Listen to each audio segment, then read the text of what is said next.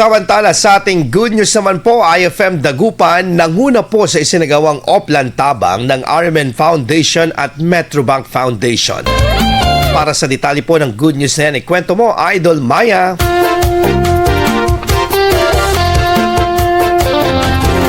Naging matagumpay ang pangalawang araw ng Oplan Tabang ng RMN Networks, RMN Foundation at ng ating mga naging katuwang para po matulungan ang mga mamamayan ng Calasiao.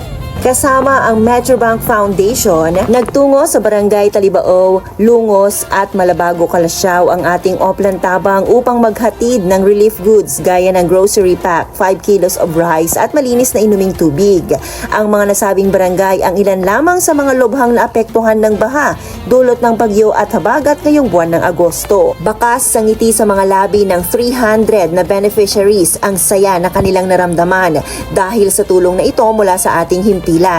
Sa patuloy na pakikipagtulungan ng ilang pribadong sektor, makaaasa ang ating mga kababayan na ang RMN Foundation Incorporated, RMN Networks at IFM Dagupan ay patuloy na magbibigay ng ganitong serbisyo publiko sa panahon ng pangangailangan. Yan ang ating good news. Ako po si Idol Maya Tatak, IFM. Maraming salamat, Idol Maya, at muli po on behalf of RMN Foundation Incorporated, ng Metrobank Foundation Incorporated at syempre ng ating pong himpilan IFM Dagupan, ng ating pong network na nagsiselebrate ng 74th years anniversary ang Radio Mindanao Network. Maraming salamat po sa lahat po ng ating pong mga volunteers at syempre sa ating pong partner po na Metrobank Foundation at ang RMN Foundation na nagpaabot po ng mga tulong para po sa ating mga kababayan dyan po sa pangalawang araw po ng Oplan Tabang Relief Operation in Pangasinan sa bayan po ng Calasiao.